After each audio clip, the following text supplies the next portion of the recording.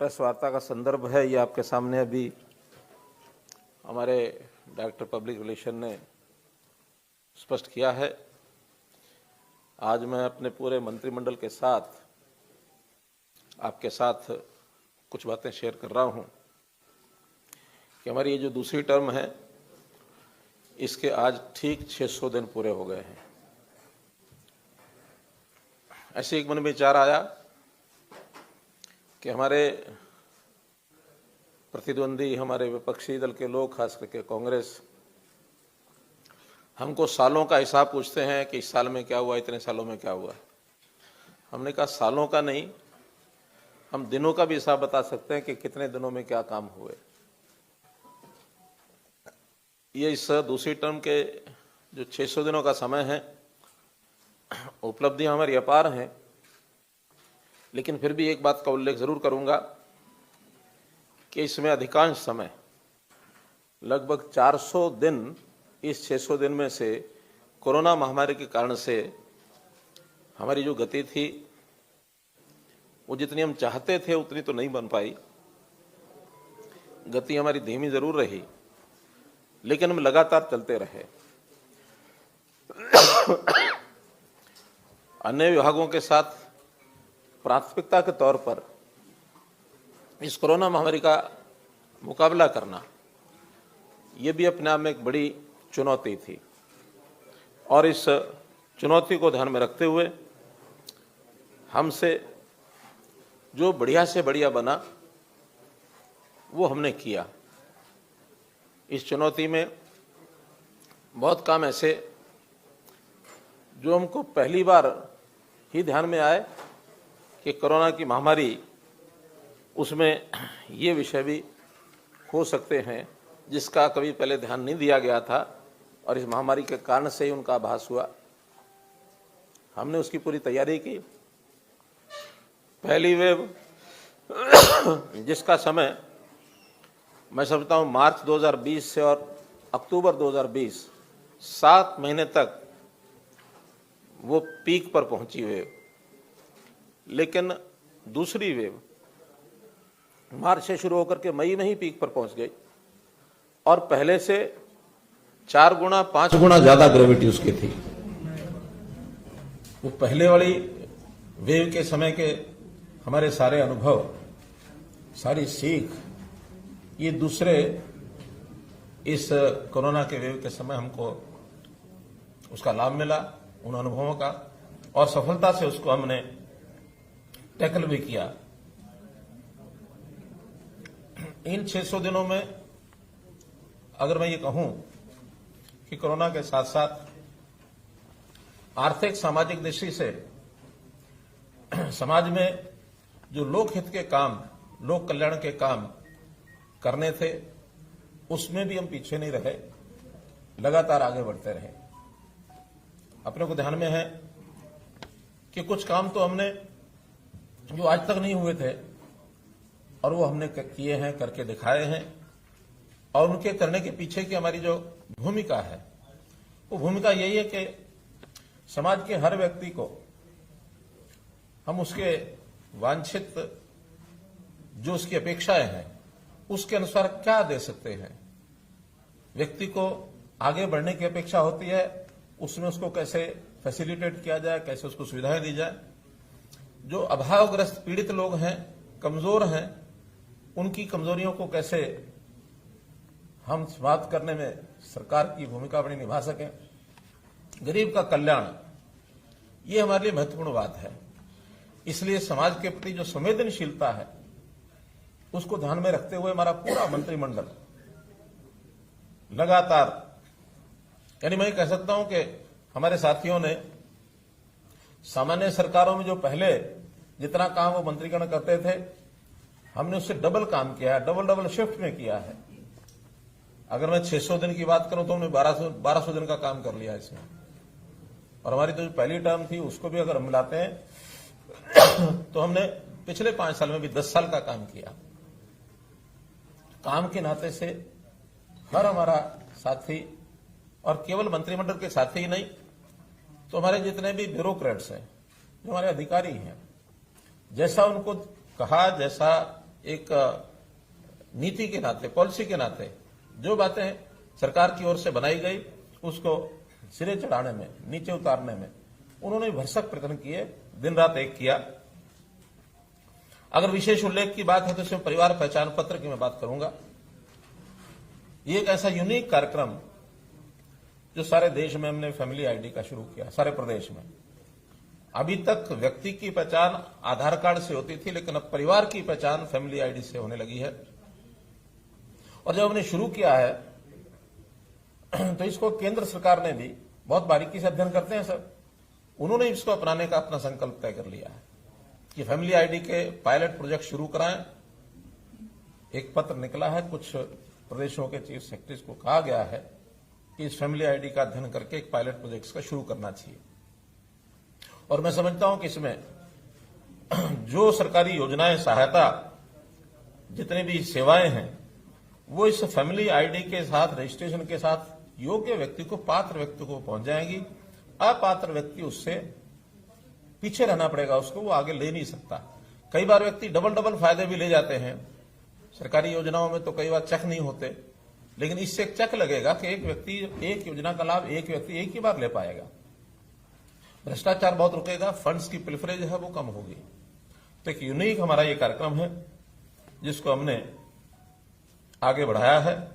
और आगे से जो सरकारी योजनाएं हैं धीरे धीरे हम प्रयत्न कर रहे हैं कि वो सब उसी परिवार को मिलेंगी जो परिवार पहचान पत्र में रजिस्टर्ड है। बहुत लोग ऐसे भी कहते हैं कि हमको सरकारी योजनाओं की कोई आवश्यकता नहीं है, हमारे अपने संपन्न परिवार होने के नाते से सारी स्कीमें अपने आप हम अपना काम चला सकते हैं और इसमें मैंडेटरी नहीं है परिवार पहचान पत्र। हमने छूट दी है, जिसको बनवाना बनवाएगा, जिसको नहीं बनवाना नहीं बनवाएगा। लेकिन ये शर्त तो हम लगा ही सकते हैं कि जिसको सरकार की योजनाओं का लाभ लेना है वो परिवार पहचान पत्र अवश्य बनवाएगा। तो इस नाते से हम आगे बढ़ रहे हैं। एक अच्छा हरियाणा, नया हरियाणा, स्वस्थ हरियाणा, सक्षम हरियाणा, शिक्षित हरियाणा, सामर्थ हरियाणा, ऐसे हरियाणा की कल्पना लेकर आगे चल रहे हैं। और हर व्यक्ति को शिक्षा मिले, उसके स्वास्थ्य की चिंता हो, उसको सुरक्षा मिले, उसको रोजगार मिले, स्वावलंबी हो और उसका स्वाभिमान ये भी सुरक्षित रहे। क्योंकि स्वतंत्र देश के स्वतंत्र नागरिक होने के नाते स्वाभिमान ये बहुत बड़ी चीज होती है। किसी व्यक्ति को हाथ फैलाने की आवश्यकता न पड़े, बल्कि सरकार की योजनाओं का लाभ जो भी पात्र व्यक्ति है उसको अपने आप उसके घर तक पहुंचे। हमारी ये योजना, इसमें हम आगे बढ़ रहे हैं। सुशासन के नाते से जैसा 25 दिसंबर को हम सुशासन वर्ष, सुशासन दिवस हम मनाते हैं, इसमें भी बहुत आगे बढ़े हैं। आईटी के ऊपर आधारित सारी हमारी स्कीमें शुरू हुई हैं और इससे तत्परता बढ़ती है।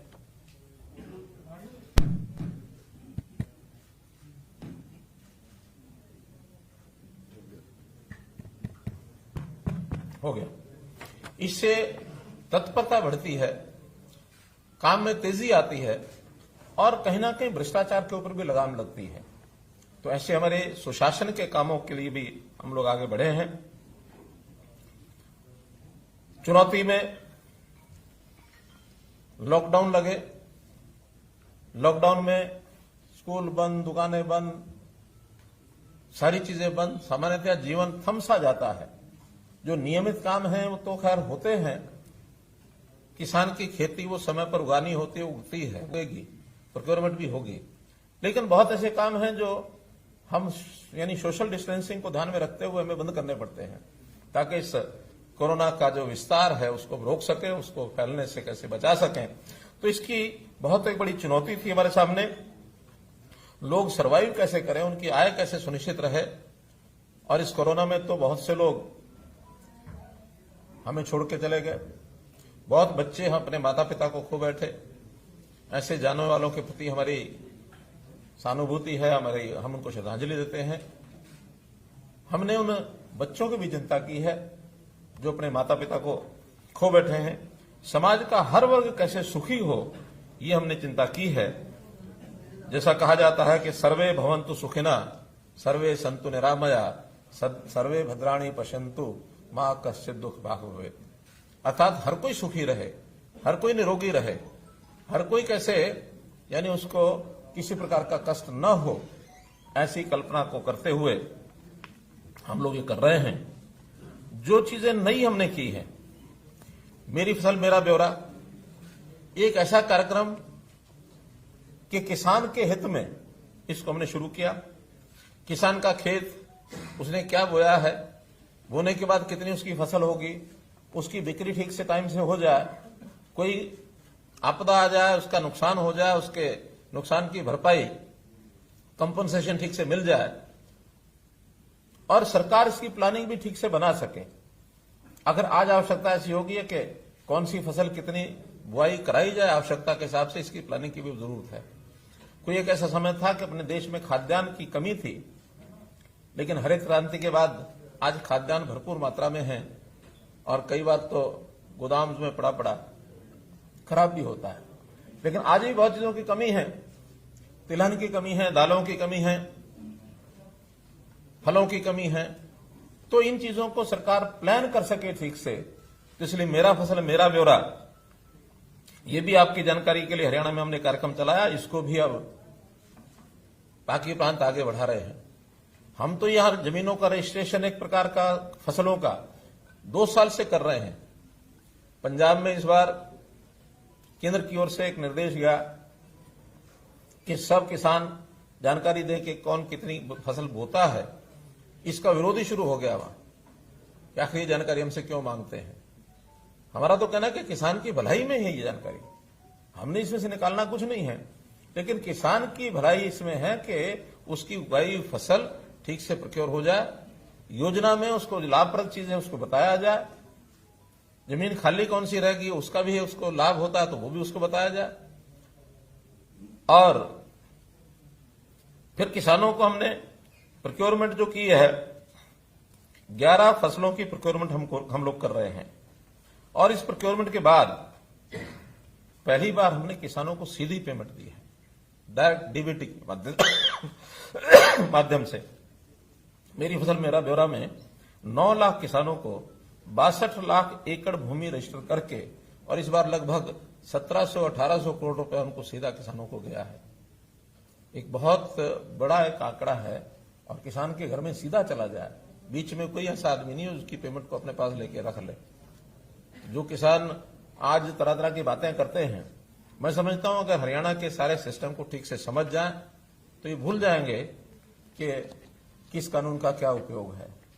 हम तो बिना कानूनों के भी इतना कर रहे हैं और कानूनों में यही बातें हैं, कानून में और कोई बात नहीं है।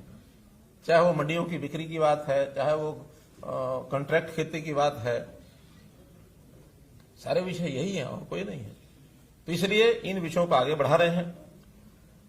परिवार पहचान पत्र में हमने हर गरीब परिवार को कैसे सहायता दी जाए, मुख्यमंत्री परिवार समृद्धि योजना हमने शुरू की। 6,000 रुपया केंद्र सरकार की ओर से भी, प्रधानमंत्री जी की ओर से भी अनाउंस किया गया। 6,000 रुपया हमने भी अनाउंस किया कि उसकी जितनी भी स्कीमें हैं, जिसका प्रीमियम उसको देना होता है वो दे नहीं पाता है या देने की मंशा नहीं होती है, लेकिन लाभ बहुत होते हैं उन स्कीमों के। हमने कहा उन स्कीमों का प्रीमियम इस 6,000 रुपये में से हम देंगे, चाहे जीवन ज्योति योजना है, चाहे प्रधानमंत्री सड़क सुरक्षा बीमा योजना है, या प्रधानमंत्री फसल बीमा योजना है, या फिर सम्मान निधि है, किसान सम्मान निधि है, लघु व्यापारी सम्मान निधि है, श्रमजीवी सम्मान निधि है। तो इनके सबके प्रीमियम उसमें से हम देंगे। एक बहुत बड़ी एक योजना। फिर हमने ये कहा कि 1 लाख परिवार जो सबसे गरीब है उसका हमने कोई पैमाना नहीं रखा कि इतनी सीमा से नीचे। हमने कहा जो न्यूनतम आय के हैं उसका सर्वे हमारा चल रहा है, इनकम का वेरिफिकेशन। जो न्यूनतम होंगे वो न्यूनतम की सीमा 10,000 तो खैर नहीं होगी, 25, 30, 50,000 रुपया कुछ ना कुछ निकलेगी। तो उन 1 लाख परिवारों को मुख्यमंत्री अंत्योदय परिवार उत्थान योजना, इसमें से उनको काम दिलाएंगे। कोई सरकार उनको पैसा देगी ऐसा नहीं है, पैसा तो 6,000 रुपया जो देना है स्कीमों का देना है, लेकिन उसमें से कोई काम करने वाला परिवार का व्यक्ति छोटा काम बड़ा काम कुछ ना कुछ करा के लाख रुपए से ऊपर उसकी इनकम साल की हो जाए। अभी तो 1 लाख का पहला टारगेट है, इसको हम 1,80,000 तक भी ले जाना चाहेंगे। बीपीएल से भी ऊपर उठे तो ये एक स्कीम हमने बनाई है। स्वामित्व योजना, ये भी अपने आप में एक यूनिक लाडोरा को समाप्त करके और हर व्यक्ति को उसका परिवार की यानी उसका जो मकान है उसके नाम हो जाए रेवेन्यू रिकॉर्ड में, उसका वो यानी एक मलकियत होगी तो स्वाभिमान से वो भी रहेगा, मेरा मकान है, मैं इसका मालिक हो गया हूं। गांव में हमने पहले शुरू की, देश भर ने अपना लिया स्वामित्व के नाम से, आज कई प्रांतों में योजना शुरू हो गई है। और अभी हमने शहरी स्वामित्व, जो जमीनें 20 साल से पहले म्यूनिसिपैलिटी से किसी ने लीज पर ली थी, अब वो आदमी 20 साल 30 साल 40 साल, कईयों की 2 पीढ़ी 3 पीढ़ी भी हो गई है, दुकान है मकान है लेकर बैठे हैं। आज लीज का पैसा देते होंगे सॉरी देते होंगे, नहीं भी देते होंगे, झगड़े होंगे, लिटिगेशन होगी। तो हमने एक स्ट्रोक से ऐसे सबको उनका मालिकाना अधिकार देने के लिए योजना बना ली, एक फार्मूला बनाया कि इतने पैसे जमा करा दे, उसके मालिक हो जाए। तो ये शहरी प्रॉपर्टी का स्वामित्व, इस प्रकार से ये योजना भी हमने बनाई। बहुत विभागों के विवाद बने हुए थे। एचएसवीपी, जिसको पहले मुद्दा कहते थे, उनके मकानों की अनाउंसमेंट है और झगड़े हैं। फिर एचएसआईडीसी, इंडस्ट्रियल प्लॉट्स के झगड़े, फिर मंडियां, दुकान, मार्केटिंग बोर्ड, इनकी दुकानों के झगड़े। ऐसे सारे विभागों का एक योजना हमने माइनिंग की बनाई। विवादों का समाधान, जितने विवाद हैं बड़ी संख्या में है, उसकी कोई भी एक स्कीम बनाएंगे, वन टाइम सेटलमेंट स्कीम बनाएंगे, उसमें से उनको लाभ लेकर के और वो विवाद से बाहर हो जाएं, एक सुखी जीवन व्यतीत करें। ईज ऑफ लिविंग, अर्थात किसी व्यक्ति को अपने काम से मतलब है, काम के अलावा किसी और चक्कर में नहीं फंसा हुआ। आज तो यह कि हर व्यक्ति कोर्ट कचहरी के चक्कर में है, सरकार के दफ्तरों के चक्कर काटता है। ऐसे व्यक्तियों को उनकी समस्या के हिसाब से उनको निदान मिले, समाधान मिले, इसके लिए हमने विवादों का समाधान ऐसे स्कीम चलाई। कुछ नई प्रशासनिक इकाइयां, नए डिपार्टमेंट, ये भी हमने खड़े किए। जैसे प्रशासनिक इकाइयों में अभी तक हमारा शहरी डेवलपमेंट अथॉरिटी केवल एक गुरुग्राम की थी, वो भी हमने ही पिछले टर्म में बनाई थी। इस बार फरीदाबाद एफएमडीए बनाया और अभी पंचकुला पीएमडीए हमने बनाया। आगे भी बड़े शहरों की ऐसी हमारी योजनाएं हैं, लेकिन ऐसी सारी हम योजनाएं बना रहे हैं। पंचकुला का एक समेकित विकास इसकी योजना बनी है और वो धीरे धीरे स्वरूप बना ले रही है। हम सोचते हैं कि पंचकुला को भी मोहाली के बराबर इस शहर को लेकर के आए, ताकि मोहाली हमारे से आगे है, मानने में हमें कोई आपत्ति नहीं है। हमने गुरुग्राम पर जोर लगाया, पंजाब ने मोहाली पर जोर लगाया, लेकिन अब गुरुग्राम और मोहाली हम एक साइड में छोड़ता हूं, उसके आगे पंचकुला को आगे बढ़ाएंगे तो उस कंपटीशन में भी हम आगे कैसे बढ़ पाए। 4 नए विभाग बनाए हमने। Citizen resource information data department, creed, जो ये हमारा जो फैमिली आईडी का सारा विषय चल रहा है, ये क्रिड के अंतर्गत ही चल रहा है, और आगे जितने भी वेरिफिकेशन होंगे वो सब क्रिड के अंतर्गत ही होंगे। फॉरेन कोऑपरेशन डिपार्टमेंट, पहली बार फॉरेन का डिपार्टमेंट कभी केंद्र सरकार ने बनाया नहीं था। उन्होंने कहा नहीं, फॉरेन में भी स्टेट्स को सीधा डील करना चाहिए। इंपोर्ट एक्सपोर्ट है, या हमारे यहां के लोग रोजगार के लिए विदेश जाते हैं, उनको तैयार करना, उनको सुविधाएं देना। फॉरेन डेलीगेशन आते हैं, उनसे बातचीत करके इन्वेस्टर्स को इनवाइट करना, या हरियाणा से कोई बाहर जाकर काम करना चाहे उसको फैसिलिटेट करना। तो फॉरेन कोऑपरेशन डिपार्टमेंट उन्होंने बनाया। हाउसिंग फॉर ऑल, प्रधानमंत्री जी की जो योजना है कि हर सिर पर, हर परिवार के ऊपर एक छत होनी चाहिए, उसका घर होना चाहिए। तो प्लानिंग से अभी तक ये एक विषय बहुत सरकारों ने पहले भी लिया होगा, कभी 100 गज के प्लॉट की बात है, कभी और कोई विषय है, लेकिन ठीक उसका अध्ययन करके जिसको चाहिए उसको हम दे नहीं पाए हैं। इसका एक क्रिड के माध्यम से अध्ययन करेंगे कि किसका अपना परिवार का घर है, किसका अपना घर नहीं है। जिसका घर नहीं है, अगर वो सामर्थ्य है तो अपने आप बनाएगा, सामर्थ्य नहीं है तो सरकार और बैंक से उसकी सहायता कराएंगे, केंद्र सरकार की भी सहायता लेंगे। ऐसे ही एमएसएमई हमने अलग से विभाग बनाया। उद्योग में रोजगार के नाते हम ज्यादा रोजगार कैसे पैदा करें, और एमएसएमई में बहुत रोजगार होता है, तो इस विभाग को अलग बनाने की आवश्यकता महसूस की गई। तो इंडस्ट्री डिपार्टमेंट से एमएसएमई, क्योंकि एमएसएमई में केवल इंडस्ट्री नहीं है, इसमें हर प्रकार की एंटरप्रेन्योरशिप है। उसमें दुकान भी शामिल है, कोई किसी प्रकार का सेल्फ जो एम्प्लॉयमेंट की स्कीमें होती हैं वो भी उसमें शामिल हैं, सर्विसेज भी शामिल हैं। तो इन सब चीजों को उसमें जोड़ा गया है एमएसएमई में।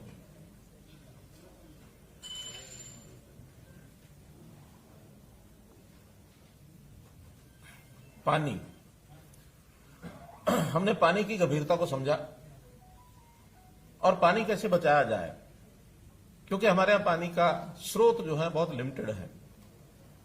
हमारा जो अधिकार है सॉइल का, उस नाते से हमारा जो पड़ोसी प्रदेश है वो उसमें उलझा के रखा हुआ है। सुप्रीम कोर्ट में विषय है, कब सुलझेगा कब नहीं सुलझेगा।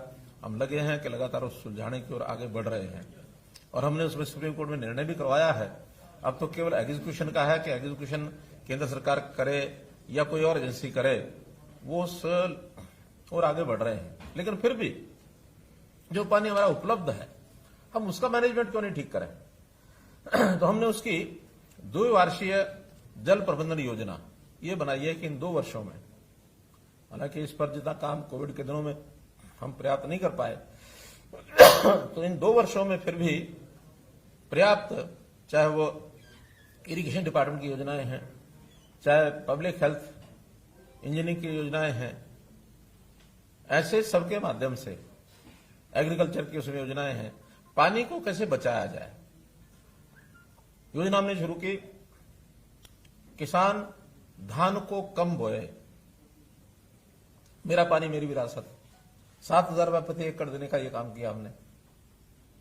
विश्व बैंक ने भी इसको सराहा है कि ऐसी एक योजना जिसमें से पानी बचता है। 94,000 एकड़ लैंड पर पिछली बार पानी कम बोया गया, यानी धान कम बोया गया। इस बार 2 लाख एकड़ का हमने टारगेट रखा है। छोड़ दो,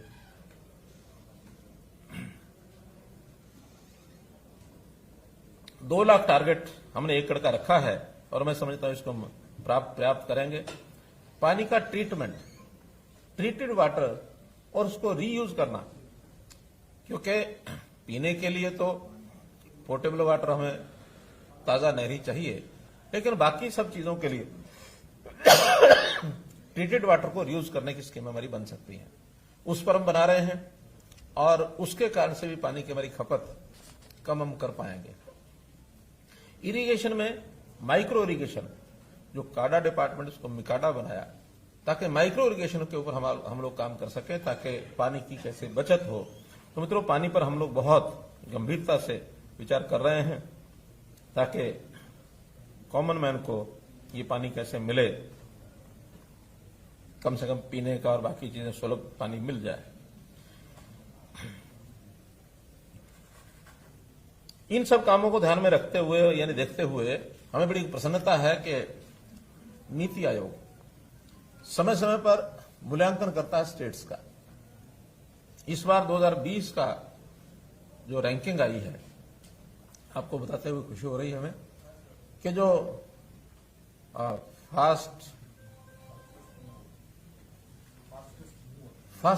फास्टेस्ट मूवर, जो जिनकी गति काफी तेज गति से बढ़ रही है, ऐसे प्रदेशों में, बड़े प्रदेशों में हरियाणा इज नंबर 1।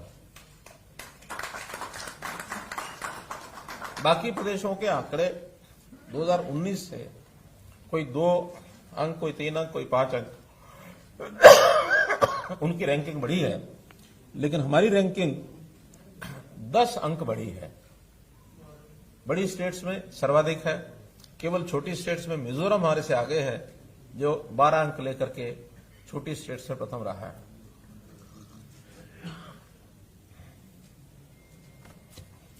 और इसमें भी हमने तय किया है कि अगले वर्ष इसमें और आगे बढ़कर के केरला को कैसे पकड़ें, क्योंकि केरला अभी भी नंबर 1 पर है।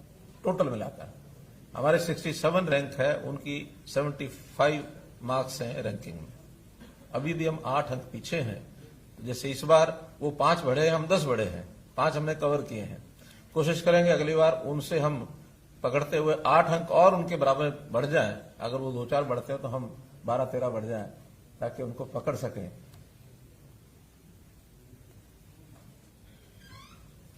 कोरोना के दिनों में कुछ चीजें और भी हमको, जैसे एक चुनौती के साथ कुछ अवसर आते हैं, तो शिक्षा विभाग को भी ऑनलाइन करने का हमको अवसर मिला है। यानी एक प्रकार से देखा जाए तो विद्यालय जो अब घरों में पहुंच गए हैं।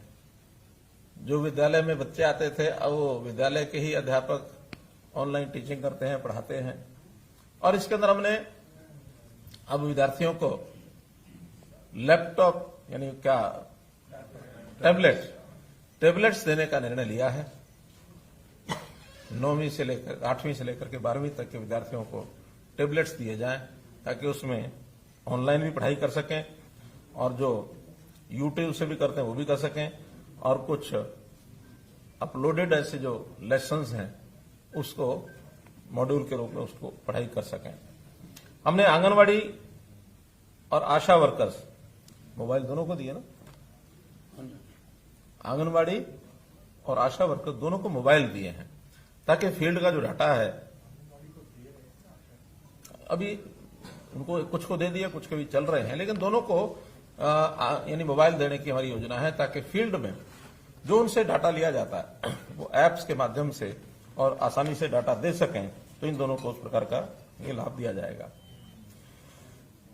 शिक्षा को और वैल्यूएबल बनाने के लिए और इसको मजबूत करने के लिए, शिक्षा, देखिए प्राथमिक शिक्षा में हम थोड़ा अपने आप को कमजोर मान के चलते थे, लेकिन इस वर्ष में जो योजना हमने बनाई है उसमें चाहे संस्कृति मॉडल स्कूल की बात हो, प्राइवेट स्कूलों का मुकाबला करने के लिए संस्कृत मॉडल स्कूल जो है वो कम्पीट कर रहे हैं। इनकी डिमांड आने लग गई है गांव से भी, शहरों से भी। हमने इसके साथ प्लेवे स्कूल्स, प्राइमरी स्कूल में प्लेवे स्कूल्स की रचना भी की है। छोटे बच्चों के लिए क्रैच, इसकी खोलने की योजना बनाई है, ताकि अगर बचपन अगर मजबूत है तो ये मान के चलेंगे नागरिक अपने आप मजबूत होगा। तो इसलिए शिक्षा को मजबूत करने का भी काम हमने किया है। हायर एजुकेशन में विद्यार्थियों को लोन में बड़ी कठिनाई आती थी, इसको सुलभ किया है। अब हायर एजुकेशन का लोन वो गवर्नमेंट गारंटी पर मिलेगा, जितना जिसकी आवश्यकता पूरा मिलेगा। और साथ ही हमने एक फंड, एक गारंटी स्कीम बनाई है, क्रेडिट गारंटी स्कीम, कि अगर कोई बैंक लोन देता है और उसका वो वापस नहीं हो पाता, तो हमारी जो क्रेडिट गारंटी स्कीम है उसमें से उस बैंक को वापस दिया जाएगा। वापस देने की जिम्मेदारी तो उस विद्यार्थी की है जो लेता है और बाद में नौकरी के बाद वापस करेगा, लेकिन किन्हीं कारणों से वापस नहीं हो पाता तो बैंक को सुरक्षित करने के लिए हमने अपनी जो क्रेडिट गारंटी स्कीम बनाई है उसमें से वो पैसा उनको वापस मिलेगा। स्किल डेवलपमेंट यूनिवर्सिटी बनाई, पढ़ाई के साथ साथ स्किलिंग, इसको थोड़ा मजबूत करके और कैसे नौजवान को नौकरी मिले उस ओर आगे बढ़े, तो स्किलिंग का भी बहुत बड़ा लाभ हमको मिल रहा है। बहुत से इंडस्ट्रियल हाउसेज के साथ हमने एमओयूज किए, तो उस एमओयूज के माध्यम से और वो लोग स्किलिंग करके वहां प्लेसमेंट भी हो रही है। प्राइवेट उद्योग में जो नौकरी है उसके लिए एक बड़ा हमने काम किया, और वो है 75% reservation in private jobs, Haryana state की। थोड़ा इसमें उद्योगपतियों का थोड़ा सा, जिसको कहना चाहिए कि विरोध शुरू में था, लेकिन अब धीरे धीरे वो इस लाइन पर आ गए हैं कि इस काम को हम करेंगे। उनकी ओर से अपेक्षा है कि हमें स्किल्ड, यानी एक प्रकार से जो फॉर्मल स्किलिंग है, सॉफ्ट स्किलिंग है, इस प्रकार की जितनी आवश्यकता है उतनी करा कर देंगे तो वो नौकरी में रखने के लिए कोई उनको कठिनाई नहीं है, दिक्कत नहीं है, वो देंगे। तो इसको एकदम फाइनल करने के लिए उसके रूल्स हैं वो बनाए जा रहे हैं, और ये बहुत जल्दी इसको हम पूरा कर देंगे। इस प्रकार जितने भी डिपार्टमेंट्स हैं उनके विकास के काम एक एक करके हम, कुछ काम तो ऐसे हैं जो पहली बार हमने किए हैं, और कुछ रूटीन के जो काम हैं हमारे, जो विकास के हैं, जो उपलब्धियां हैं, वो सब काम चालू हैं। कोरोना के दिनों में भले हम प्रत्यक्ष जाकर के, कई बार प्रत्यक्ष जाकर के भी उद्घाटन शिलान्यास करते हैं, उसको करने में हमें कठिनाई आई हो। ऑनलाइन पिछले दिनों में 98 प्रोजेक्ट्स जिनके शिलान्यास और उद्घाटन हमने एक ही श्लोक में किए, 1170 करोड़ रुपए के। और ये चौथा कार्यक्रम है इस कोविड के दिनों में जब ऑनलाइन बड़े बड़े सारे प्रोजेक्ट्स को हमने किया है। लगभग 7,500 करोड़ रुपए के पिछले 1.5 साल में हम लोग ये कर चुके हैं। हमारे मित्र कांग्रेस के खास करके कुछ आलोचनाओं में एक बड़ा आलोचना ये करते हैं कि हमने अपने समय में ये किया, हमने अपने समय में वो किया। और एक विषय पिछले दिनों में काफी चर्चा में उन्होंने चला रखा है कि मेडिकल कॉलेजेस, इसके बारे में बताएं कितने खोले हैं। अब उनको कहीं कोई चीज नहीं मिलती तो कहीं ना कहीं उंगली टिका देते हैं जाकर के। मैं मेडिकल कॉलेजेस के बारे में कह रहा हूं कि उन्होंने जो खोले हैं अच्छा ही अच्छी बात है, जो खोले हैं तो खोलने ही चाहिए, किसी सरकार को नहीं खोलने चाहिए ऐसा हमारा मत नहीं है। लेकिन हमने जो खोले हैं वो बता रहा हूं कि हमने आने के बाद फरीदाबाद का अटल बिहारी वाजपेयी मेडिकल कॉलेज, सिरसा यमुनानगर कैथल में घोषणा की है, उसका बहुत जल्दी निर्माण शुरू हो जाएगा। नारनौल में, जींद में, भिवानी में और गुरुग्राम में ये निर्माण शुरू हो चुका है। श्री कृष्णा आयुर्वेदिक विश्वविद्यालय ये बन चुका है। डेंटल कॉलेज मेवात में 135 करोड़ रुपए का ये बन चुका है। कुटेल में पंडित दीनदयाल उपाध्याय जी के नाम से यूनिवर्सिटी ये बन चुकी है। 6 नर्सिंग कॉलेज 194 करोड़ रुपए के बन चुके हैं। और ये तो जो नए बनाए हैं वो बोल रहा हूं, जो पुराने भी पहले बनाए गए थे उसमें भी भवन खड़ा करने तक ही सीमित रहे, उन्होंने उसको आगे विस्तार नहीं किया उसका। हमने हर एक मेडिकल कॉलेज का विस्तार किया। और 2014 में जो एमबीबीएस की 750 सीटों का एडमिशन मिलता था, आज वो 1850 एमबीबीएस की सीटें इस साल एडमिशन हुए हैं, मोर देन डबल। आखिर ये हमारे वाले मेडिकल कॉलेज तो जब चलेंगे तब चलेंगे। ये तो पहले वालों का ही विस्तार किया, उसमें भी हमने पर्याप्त पैसा खर्च किया है। बजट में भी जितना पैसा उन्होंने नए लगाने में किया होगा उससे ज्यादा बजट हमने उन सब मेडिकल कॉलेज में लगा के और ये 1850 मेडिकल कॉलेज की सीटें बढ़ा करके हमने ये सब काम किए हैं। तो मित्रों, कोविड का जो सबसे बड़ा विषय वो था कोरोना। कोरोना में जैसे मैंने बताया कि सारी व्यवस्था हमने ठीक से की, आज सारी दोहराने की आवश्यकता नहीं है क्योंकि ये हर दिन ही चर्चा का विषय रहा। एक बात का उल्लेख मैं करना चाहूंगा, ऑक्सीजन का। हमारा सबसे बड़ा चैलेंज इस बार था तो ऑक्सीजन थी। ऑक्सीजन की सप्लाई केंद्र से भी हमने जितना मिलना था वो लिया और अतिरिक्त भी प्रयत्न जितने इंडस्ट्रियल ऑक्सीजन को जो मेडिकल ऑक्सीजन में बदलने के लिए काम किए वो हमने किए। यहां तक कि जो गैसियस फॉर्म की ऑक्सीजन हमको मिल रही थी, क्योंकि लिक्विड ऑक्सीजन ही ट्रांसपोर्टेबल है, तो उन लिक्विड ऑक्सीजन को, गैसियस ऑक्सीजन को उपयोग करने के लिए 2 जगह हमने स्पेशल मेडिकल हॉस्पिटल बनाए, 500-500 बेड के, पानीपत में, रिसार में।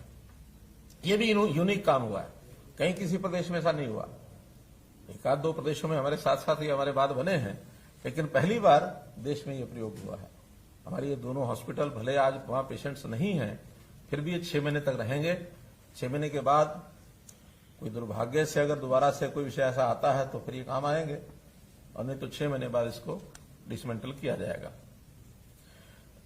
ऑक्सीजन को, प्राकृतिक ऑक्सीजन कैसे तैयार हो, इस ओर भी हमारे वन विभाग की ओर से हमने योजना बनाई।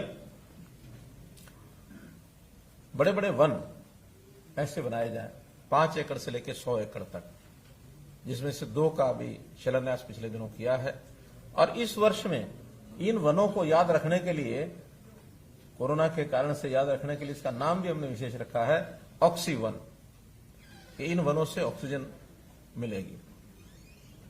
और नए वन जो बनेंगे ठीक है, पुराने वन, खास करके वो पेड़ जिनकी आयु 75 वर्ष से ऊपर हो गई है, ऐसे पेड़ों को भी हम सम्मान करते हैं। वो भी हमारे प्राणवायु देवता है, तो इस प्राणवायु देवता के नाते उनकी भी हमने 2500 रुपये साल की पेंशन लगा दी है कि जो उन पेड़ों की देखभाल अब करेगा, वो व्यक्ति हो, परिवार हो, संस्था हो, गांव की पंचायत हो, शहर नगर पालिका हो, जो भी कोई इसकी चिंता करेगा, उसको 2500 रुपये साल का रख रखाव के लिए, उसके सम्मान के लिए उनको ये दिया जाएगा, ही मिलेगा। कुल मिलाकर कोरोना के इस कारण से हमने अपनी स्वास्थ्य सेवाएं, स्वास्थ्य की जितनी योजनाएं हैं उनको भी मजबूत किया है। डिस्ट्रिक्ट हॉस्पिटल के साथ साथ सीएचसीज, पीएचसीज, उनमें भी इंफ्रास्ट्रक्चर बढ़े, डॉक्टर्स और बढ़े। इसके लिए डॉक्टर्स की भर्ती, पैरामेडिक्स की भर्ती, नर्सेज की भर्ती, ये भी जरूर हम आगे बढ़ाएंगे, करेंगे। जितने भी हमारे यहाँ पढ़ लिख करके आएंगे उनको भी पढ़ाएंगे, जो बाहर से भी आएंगे उनको भी लेंगे, तो इसको प्राथमिकता पर इनकी भर्ती हम करेंगे। अब मैं कोरोना के कारण से जो कष्ट परिवारों में हुआ, खास करके जो लोग हमारे बीच में से चले गए, उनका एक जो बिछोड़ा है वो हमको सहन करना पड़ा। उन परिवारों की भी आर्थिक स्थिति बिगड़ी है। कुछ लोग इलाज के कारण से उनके खर्च बहुत हुए हैं।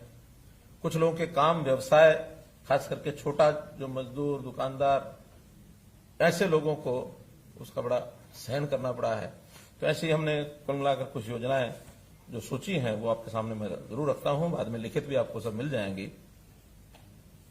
सबसे पहले तो जिन के माता पिता कोरोना में छिन गए उनके लिए हमने नगद राशि, बैंक अकाउंट में राशि, और यहां तक 23 साल का कोई अनाथ हो जाता है तो उनको 10 लाख रुपए की नगद राशि भी मिलेगी। जो लोग छोड़ के चले गए और बीपीएल परिवारों से थे, ऐसे 18 से 50 साल तक की आयु के जितने लोग गए हैं, उनके लिए 2 लाख रुपए की एक एक्स ग्रेशिया राशि, ये भी हमने शुरुआत की है। आज कुछ करने वाले ना उसको, हाँ, उसको अभी आज हम कुछ एक संख्या जो है, अब जितने भी आज ऑनलाइन हो पाएंगे आज करेंगे, लेकिन आज से उसको शुरू कर दिया गया है कि जितने ऐसे लोग हमें छोड़कर चले गए हैं वो अप्लाई भी करेंगे ऑनलाइन, और हम डाटा जो हमारे पास हेल्थ डिपार्टमेंट में उसमें से भी निकाल सकेंगे। तो ऐसे गरीब परिवारों को 18 से 50 वालों को 2 लाख रुपए नगद राशि ये भी उनको दी जाएगी बीपीएल के लिए। ऐसे ही जो होम आइसोलेशन में बीपीएल परिवार के जो सदस्य बीमार हुए कोविड से, उनको भी हमने 5,000 रुपया ये हर व्यक्ति को दिया है। वो भी आज उसको भी हम लॉन्च कर देंगे। लगभग अभी ये 10,000 के आसपास ये संख्या हमारे पास आ गई है। बाकी जैसे जैसे इनमें से अप्लाई करेंगे लोग, वैसा वैसा इनको और आगे बढ़ा देंगे। अस्पताल में जो भर्ती हुए थे, ऐसे प्रति व्यक्ति 35,000 रुपए की राशि, 35,000 नहीं, ये तो हमने बाद में पूरी राशि कर दी है कि जितना उनका खर्च आएगा बीपीएल का वो सारा खर्च हम देंगे। तो इसको भी हम शुरू करने जा रहे हैं। फिर जो कुछ गरीब लोग हैं, निर्माण श्रमिक हैं, ऑटो रिक्शा है चालक, रिक्शा चालक, श्रमिक जो कम आय वाले हैं, रेडी फड़ी वाले, अनऑर्गेनाइज्ड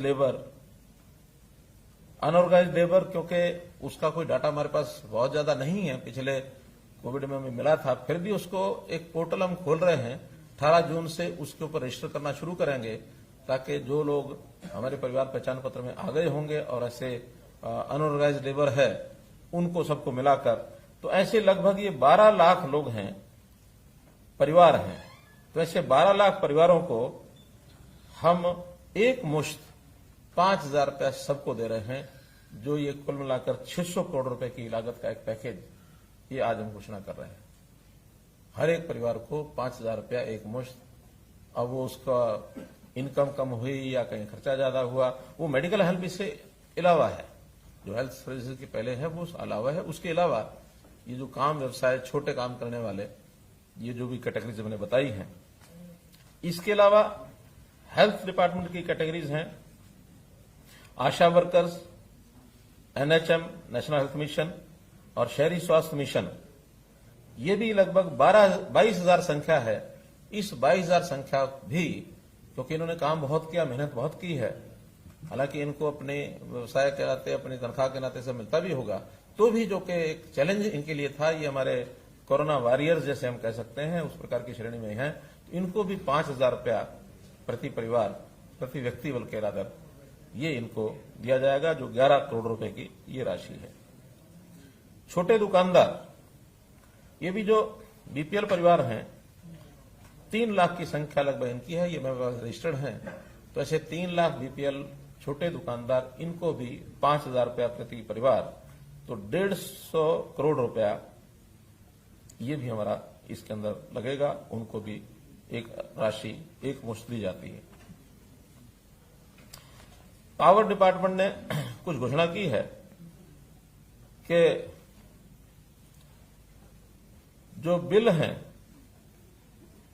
जिनका फिक्स चार्जेस आता है, काम नहीं हुआ, कम हुआ तो भी मंथली चार्जेस या फिक्स चार्जेस जो लगते हैं, उनका पैमाना यह तय किया है कि अगर किसी का जनवरी, फरवरी और मार्च का जो बिल है एवरेज बिल, उससे अभी जो इन 3 महीनों में एवरेज बिल यानी अप्रैल, मई, जून, इनका एवरेज बिल अगर 50% से कम है, क्योंकि अगर 50% से ज्यादा है तो ये मान के चले को काम चलता है उसका, ठीक है, लेकिन अगर बिजली बिल ही 50% से कम आया है तो मतलब उनके काम में कहीं ना कहीं अड़चन पड़ी है।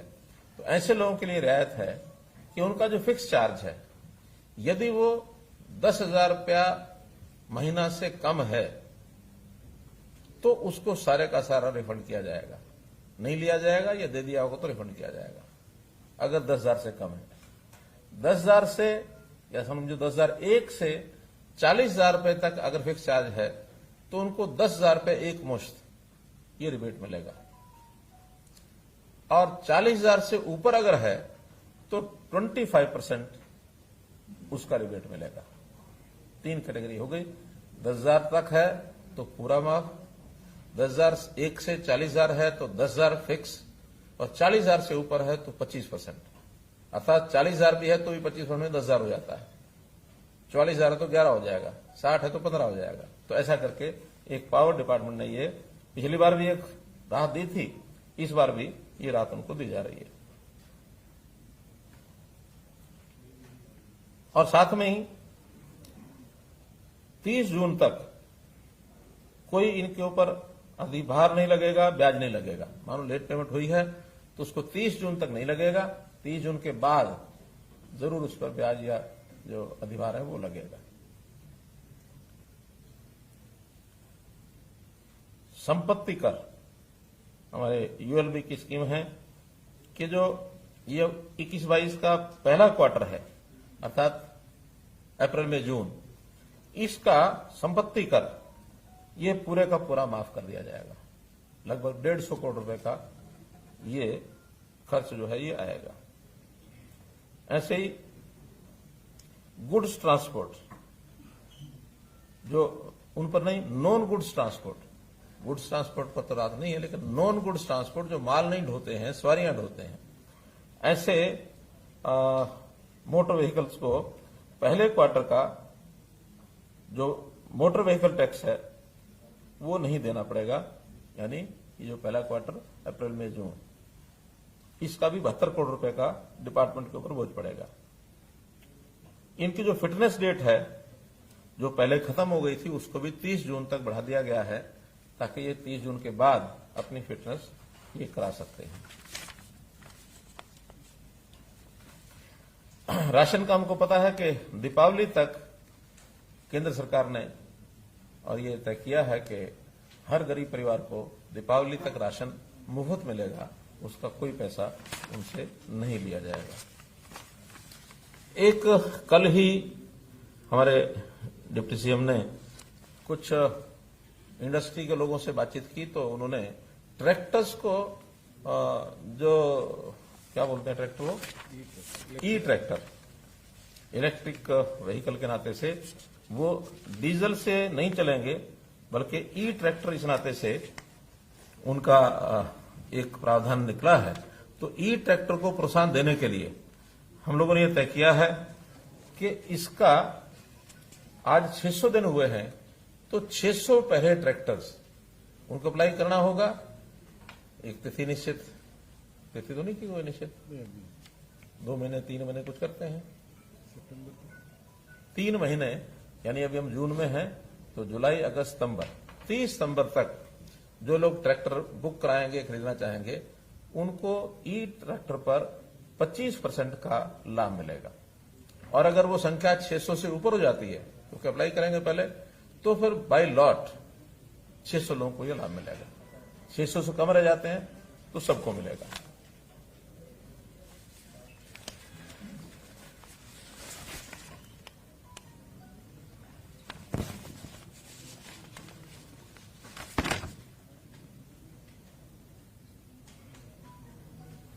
एक विषय और बताना रह गया है, बड़े शहरों में हमने 4th फ्लोर इसका रजिस्ट्रेशन ये भी अलाउ किया है, वरना पहले 3 फ्लोर की रजिस्ट्रेशन होती थी, 4th फ्लोर पर रजिस्ट्रेशन नहीं होता था, थर्ड और फोर्थ इकट्ठा एक ही मालिक का नाम होता था। तो शहरी जो मकान है उनको इसका बहुत लाभ हुआ है, अपने एक फ्लोर को और बना करके किराया आदि पर वो दे सकते हैं, तो इससे उनकी आजीविका ये बढ़ी है। तो एक बड़ा काम ये किया है। अनऑथराइज कॉलोनीज 1200 से ऊपर कॉलोनीज ऐसी हैं जिन्होंने अप्लाई किया है, जिनकी मोडेलिटी तय हो रही है, उनको सबको हम जितनी भी ये सुविधाएं हैं, पानी की, बिजली की, सीवरेज की, एक डेवलपमेंट चार्ज उनसे लेकर के और इनको सबको रेगुलराइज करेंगे। वो प्रोसेस में है, बहुत जल्दी उसका एक अनाउंसमेंट हो जाएगी। तो 1200 कॉलोनी ऐसी हैं जिन्होंने रजिस्टर किया है कि हम अपनी कॉलोनी का रेगुलेशन चाहते हैं। पावर जहां तक बात है, हरियाणा एकमात्र ऐसा प्रदेश है कि 67% गांव में और 24 घंटे बिजली ये अब जाती है, यानी ये उनको मिलती है। हमारा गांव जगमग गांव स्कीम के अंतर्गत अब धीरे धीरे ये 5200 गांव तक हम पहुंच गए हैं। हमारी योजना है कि बाकी बचे हुए गांव में जो 1/3 बचे हैं उनको भी हम पूरा करें, ताकि हरियाणा ऐसी पहली स्टेट बन जाए कि हर गांव में 24 घंटे बिजली वो जो मिलती है सबको दे सकते हैं।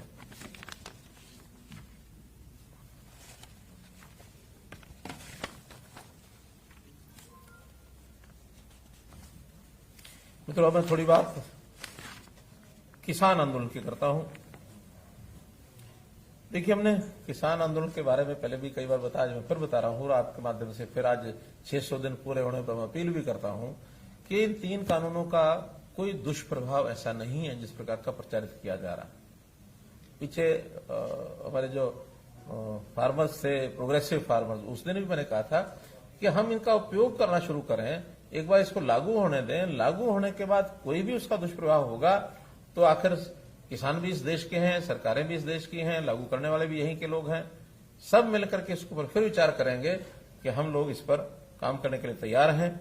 हम किसानों की सब सुविधाएं वो आज भी दे रहे हैं, आगे भी देते रहेंगे, कहीं इसमें कमी नहीं है। हाँ, लेकिन कुछ प्राथमिकताएं जो तय की हैं उसके अनुसार किसानों को भी सहयोग करना चाहिए। खास करके जो एक विषय में भी 2 विषय रादर बताने जा रहा हूं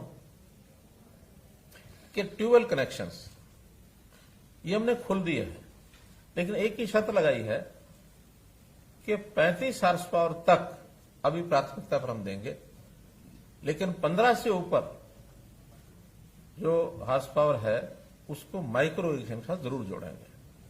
अगर माइक्रो इरिगेशन का हमने प्रावधान नहीं किया यहां, जो कि पैसा सारा सरकार दे रही है, 85% सरकार दे रही है, तो इसका मतलब हम पानी के प्रति हमारा प्रेम नहीं है।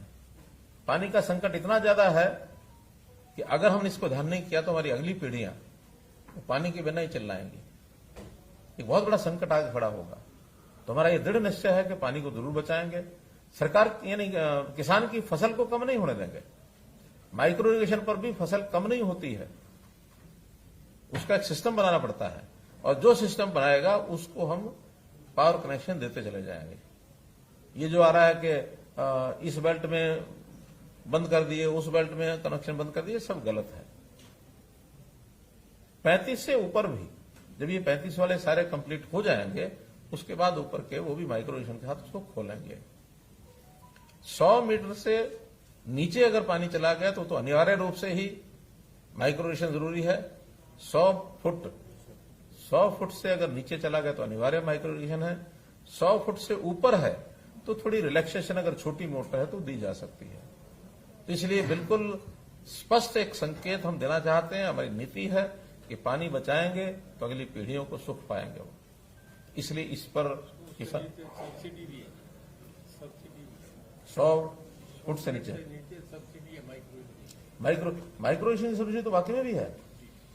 85% सब्सिडी सब जगह है, 100 से नीचे नहीं, बाकी जगह भी है। क्यों? हमारे हैं सब जगह है, सब जगह है, कोई 100 से नीचे नहीं, सब जगह ही है वो। और एक दूसरा विषय, इस बार हमने बाजरे की खरीद की। एक बहुत अच्छा संदेश उसका गया कि हम हरियाणा में बाजरा खरीद रहे हैं और सबका खरीद रहे हैं। संयोग से 7 लाख मीट्रिक टन से ऊपर हमारी खरीद हुई। लेकिन उसमें एक पहलू ऐसा जिसको मैं दुर्भाग्यपूर्ण कहूंगा कि राजस्थान खरीदता नहीं है और राजस्थान का किसान भी क्योंकि रेट का अंतर बहुत है। रेट का अंतर यानी उस समय सीजन के दिनों में भी 400-500 रुपया होता है, बाद में तो हमको बहुत सस्ता बेचना पड़ा, लेकिन 400-500 रुपए के लालच में राजस्थान का किसान हमारे यहां बेच के जाता है। और दूसरा, कुछ लोग बाहर से सस्ता ला करके व्यापारी भी किसान के नाम से बेच जाता है, हमें नुकसान उठाना पड़ता है। और ये जो नुकसान होता है ये अल्टीमेटली तो हरियाणा के किसान का नुकसान है, क्योंकि वही पैसा जो बचेगा वो किसान के खाते में कहीं और देंगे हम। बहुत सी योजनाएं हमारे पास किसानों की हैं। इस बार 700-800 करोड़ रुपए से ऊपर नुकसान इसका गया है हमारा, जो हमने दोबारा से बेचा है उसको, क्योंकि अपनी खपत बहुत कम है। बहुत मुश्किल से 1.5 से 2 लाख मीट्रिक टन हरियाणा की बाजरे की खपत है जो पीडीएस में हम देते हैं, बाकी सब बेचना पड़ता है। तो इस बार हमने बाजरे के लिए भी कहा है कि उसकी खेती भी कम करो, और कम करने के लिए एक योजना जिसे मेरा पानी मेरी विरासत योजना बनाई थी हमने 7,000 प्रति एकड़ की, बाजरे की योजना दे रहे हैं, क्योंकि बाजरे में पानी वाला विषय नहीं है, बल्कि पानी तो बाजरे में कम लगता है, लेकिन बाजरे की खपत तो उतनी नहीं है जितनी उपलब्ध होती है, इसलिए उसकी जगह दालें लगाएं, मूंग लगाएं, उड़द लगाएं, अरहर लगाएं, कपास बोएं। तो ये चीजें अगर करेंगे तो उनको 4,000 रुपया प्रति एकड़, जिन्होंने पिछली बार बाजरा बोया था और इस बार दाल पर तिलहन पर शिफ्ट हो गए, उनको 4,000 रुपया प्रति एकड़ उनको अनुदान मिलेगा। और जो बाजरा भी बोएंगे उसको भी इस बार हम भावांतर भरपाई योजना से ही खरीदेंगे, ताकि राजस्थान का आदमी ना आ सके, ताकि जिसने स्टोर कर लिया है वो दोबारा से मंडी में ना बेच सके, क्योंकि स्टोर करने वाले आज भी स्टोर कर गए हमारे यहां सस्ता खरीद के कि अब जब मंडी खुलेगी तो हम सरकार को 250 फिर बेच देंगे। तो वो रोटेशन चलता रहेगा। उस रोटेशन को बंद करने के लिए केवल किसान जिसने बोया है उसी को भावांतर भरपाई योजना का पैसा मिलेगा। तो ये एक किसानों के हित में, खास करके हमारे जो बाजरा ग्रोइंग फार्मर्स हैं उनके हित में ये बात मैंने बताई है कि बाजरा छोड़ दें तो 4,000 रुपया लें, बाजरा बोएं तो इस बार प्रोक्योरमेंट की बजाय उनको भावांतर भरपाई योजना का पैसा मिलेगा, डीबीटी से मिलेगा सबको, सबके उनके खाते में जाएगा। वो हमारे पास डाटा आ जाएगा सारा, मेरी फसल मेरा ब्यौरा में इस बार। और डाटा को लेने के लिए थोड़ा सा इस बार हमें और मेहनत करेंगे कि हर खेत का फसल का डाटा ये हमारे पास आ जाए। कई बार बहाने मारते हैं कि भी हम तो बोया था बाजरा लेकिन हमारी तो फसल लिखा ही नहीं गया। तो इस बार सारे डिपार्टमेंट लग करके, चाहे उसमें रेवेन्यू डिपार्टमेंट है, एग्रीकल्चर डिपार्टमेंट है, इरिगेशन डिपार्टमेंट है, और हमने आउटसोर्सिंग सिस्टम से भी हम लोग लगाएंगे, ड्रोन मैपिंग ये भी हम कराएंगे। तो इसलिए इसको थोड़ा सख्ती से लागू करेंगे। ये विषय भी आपके सामने मैंने रखना था। ड्रोन की बात आ गई, एक विषय और जो मेरे उसमें लिखा नहीं था लेकिन मुझे याद आ गया इसलिए बता रहा हूं। हमने एक नया कार्यक्रम शुरू किया है और एक कारपोरेशन बना रहे हैं, ड्रोन कारपोरेशन ऑफ हरियाणा। और जितना भी सर्वे ड्रोन से करने की आवश्यकता विभागों को पड़ेगी, चाहे वो एग्रीकल्चर है, चाहे फॉरेस्ट है, माइंस है, अर्बन लोकल बॉडीज है, ग्राम पंचायत का डिपार्टमेंट है, या टाउन कंट्री प्लानिंग है, क्योंकि ये सबको एरियल सर्वे की जरूरत पड़ती है। ऐसा एरियल सर्वे करने के लिए एक ड्रोन कारपोरेशन हरियाणा हमने बनाया है, जिसमें पहले चरण में 100 ड्रोन और एकदम अगले चरण में 100 ड्रोन, और तो ऐसे 2 चरणों में 200 ड्रोन लिए जाएंगे। हमारे पास 40 से 50 ड्रोन हैं अभी, लेकिन अलग अलग विभागों में है। कोई फॉरेस्ट के पास है, कोई हमारे क्रिड के पास है, कहीं बाकी डिपार्टमेंट्स का उपयोग कर रहे हैं, साइंस टेक्नोलॉजी कर रहा है। उन सबको इकट्ठा करेंगे ड्रोन कारपोरेशन में, और 200 ड्रोन्स का ये प्रावधान करके, और इस 200 ड्रोन को करने का मतलब यह है कि हर 40,000 स्क्वायर किलोमीटर है, तो 200 स्क्वायर किलोमीटर में एक हो जाएगा। 200 स्क्वायर किलोमीटर में एक ड्रोन 10 दिन के अंदर पूरा सर्वे कर लेता है।